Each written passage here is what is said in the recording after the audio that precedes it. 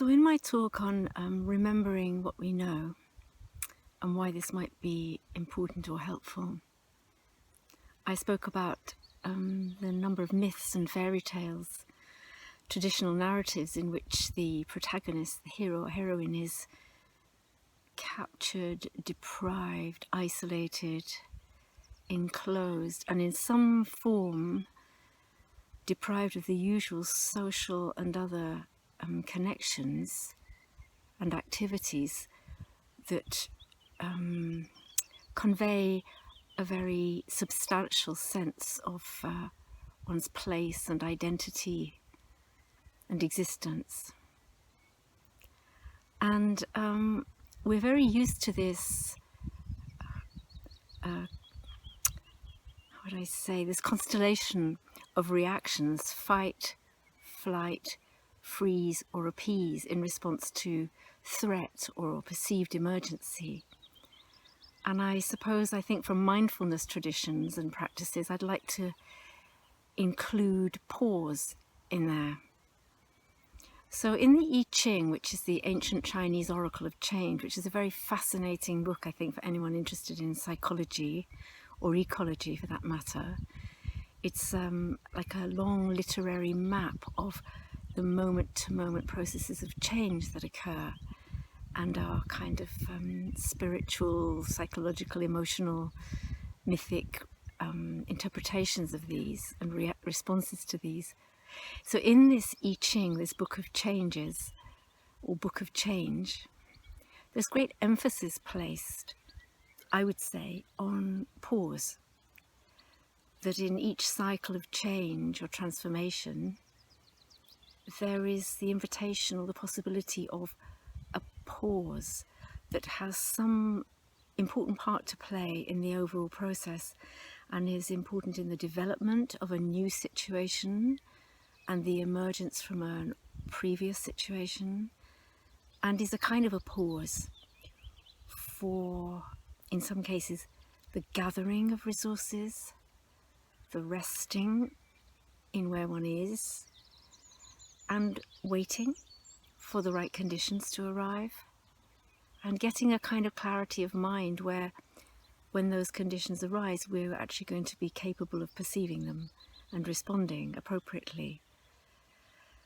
So we might say that pandemic confinement, I can hardly call being here lockdown, but I am not allowed within 2.5 meters of anybody else, which is easy here today, not always, not on a Sunday afternoon perhaps, with all the children on bicycles. But yes, in the pandemic situation where we are temporarily prevented from participating in all those activities and identity building, self-affirming, self-solidifying processes, we have this opportunity to have such a pause. And you can take the time, our clients can take the time, be supported to take the time to find out what might be this pause for me.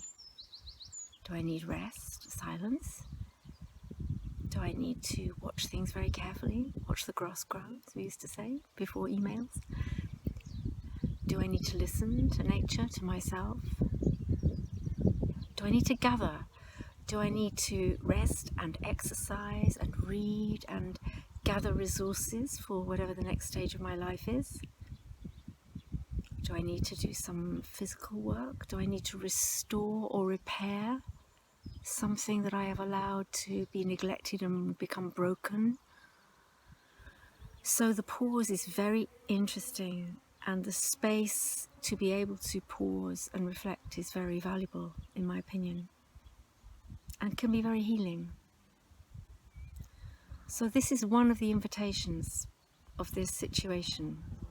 Now, I'm also aware that there's quite a polarization, certainly here in Scotland, between the people who are working 10 times as much as they normally do, the nurses on the COVID-19 wards and the doctors and the beleaguered staff and the people making the safety equipment. There are some people who are working over and over and overtime, and there are other people who have no work, who are furloughed, other people who have completely lost their jobs and all that goes with that, and have great financial and other worries filling every space.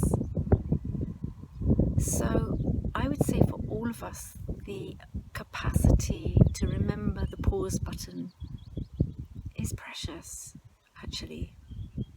Even in the busy moments. I understand from the nurses that there are many, many conversations about death happening and end-of-life care. And what better moment to pause and take your time, at least to be wide awake for a few moments. So some of the exercises I will describe are how to make the most of these pauses, how to see what you might call nothing, or the end of everything, or emptiness, or loss, or lostness. How to see that as full, pregnant with meaning. It's also pregnant with desire, as Pema Chodron says, our desire for resolution, our desire to fill it as quickly as possible, our desire to make something concrete. So if we breathe and we resist that, and we resist mindless habitual action for the sake of just filling the space, breathe. What seemed like insecurity is simply a pause. It's simply a pause. The ground has not fallen away. It is still here. I will show you. It is very much here. It's not going anywhere. So, in the next little clip, I will describe an exercise. So, I will show you some Highland cattle as well. So I want to just say a few words about status.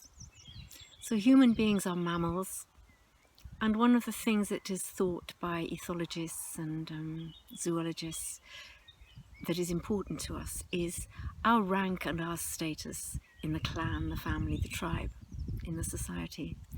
And one of the things we can become very addicted to is knowing our place in the pecking order, if you like, knowing if we're advancing and progressing, knowing if we're falling back or failing those around us, failing others' expectations, dropping in status or climbing in status and being perceived as successful and doing something worthy. So one of the things that I personally find very reassuring is when we deeply connect with nature, we are just like everything else. So there's a great equalizing goes on, and it's really interesting to observe when you lose the signs of your outer status, which might be job, rank, opportunities, all sorts of things, whether you relate these to some kind of status and whether that causes you pain, or whether you can find a way to be at peace with that or interested in that. So again, we can look at nature, we can look at the most magnificent trees, for example these, and at some point in the winter they are just dead sticks, bare, derelict, often struck by lightning, ravaged, sometimes gaunt. I won't say ugly, but ragged. They lose their voluminous, voluptuous, ebullient status and presence. Also in fairy tales, there are many stories of royalty, very eminent persons who are for some reason reduced. So princesses who have to go to market and sell their bread or their handmade pottery or their cakes. Princes who have to shed their robes and take a stick and walk in rags through the countryside begging. And when princes and princesses do this, it's often an initiation into becoming wise, compassionate, humble, connected, very sensitive to who or what around them they can turn to for wisdom. Another beggar, another tramp, the mud, the dirt, the dust, the other people in the market, the old people, the people with all sorts of physical injuries and impairments, the very disfigured people who are outcast. It's very interesting. And from that learning, at the end of the story, they step into kingship or queenship. I don't think that's a word, is it? Queendom. But they step up into their full status, where they are actually enabled through wisdom to be responsible for overseeing the realm, which usually involves human society and some of nature. So again, this is another situation where you can use this pause of lockdown to reflect. What is my relationship with my identity, my roles, and my feelings about status? And very often, through education, through competition, through sibling rivalries, through all sorts of things, we can inherit so many complicated, knotted emotions and feelings that connect to if we feel we're doing okay. And when we don't feel we're doing okay, whatever that means to us, panic and anxiety can set in. So we set these really harsh inner criteria sometimes, which become the negative self-talk. So this is another thing. You can take pandemic space if you are not really suffering and coughing and in hospital, and if you are not being overworked. Here's an opportunity with children as well to say, how can we think about ourselves more kindly? In what areas of my life am I in a competition with myself? Where is my internalized harsh school teacher or punishing witch, adult, bully?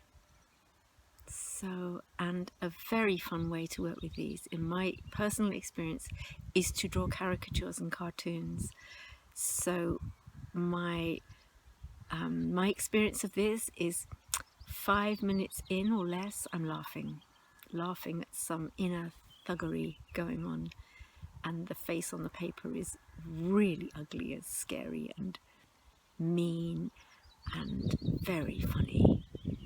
So this is a good thing. Help your kids while they're young to shed these internalized, well, called demons in mythology and sometimes in psychology and in some spiritual traditions, inner demons, parts of ourselves that bully and torment us and generate a lot of negative critical self-talk that is not helpful when we're under genuine material stress, or we have to think very clearly in an emergency. So you can help your children, your teenagers, and your old people in your family and yourself.